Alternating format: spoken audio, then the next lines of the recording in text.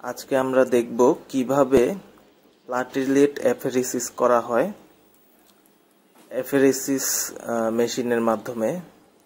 আমরা দেখতে পাচ্ছি একজন ডোনার যিনি প্লাটিলেট দান করবেন এবং তার থেকে কিভাবে রক্তের প্লাটিলেট সংগ্রহ করা হয় আমরা দেখতে পাচ্ছি।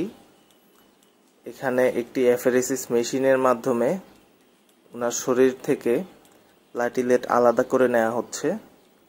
তো সেই ক্ষেত্রে আমরা দেখতে পাই যে একজন সিঙ্গেল ডোনার থেকেই এক ব্যাগ প্লাটিলেট সংগ্রহ করা যায়। এই পদ্ধতিতে রোগীর শরীর থেকে রক্তের উপাদানগুলো আলাদা হয়ে শুধুমাত্র প্লাটিলেটটি সংগ্রহ করা হয়।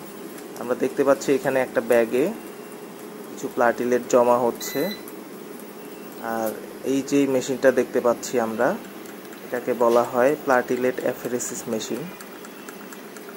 তো আমরা দেখতে পাচ্ছি এখানে প্রথমে কি হয়, প্রথমে ডোনারের শরীর থেকে রক্তটা এই মেশিনে যায়।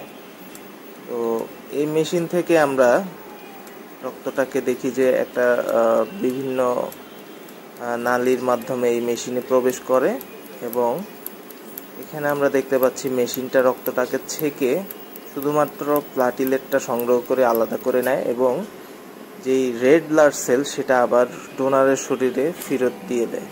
আমরা এখন দেখতে পাচ্ছি যে রক্তটা ড্র করা হচ্ছে। তো ড্র করার পরে এইখানে সেন্ট্রিফিউজের ভিতরে রক্তটা প্রবেশ করে।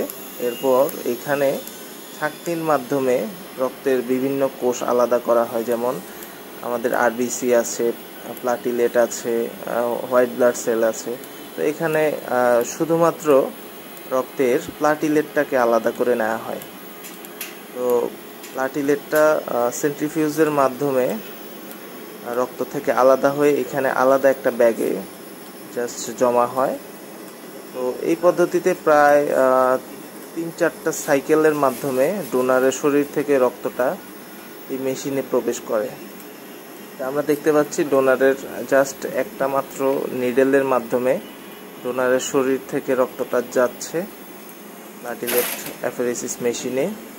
তো সেই মেশিন থেকেই আমরা দেখতে পাচ্ছি যে প্লাটিলেটটা আলাদা হয়ে আবার যেই রেড ব্লাড সেল বা যেই অংশটুকু আসলে আমরা প্রয়োজন নেই, যেটা আমরা নিব না, শুধুমাত্র প্লাটিলেটটাই নিব, তো সেই প্লাটিলেটটাই আলাদা করে নেওয়া হচ্ছে।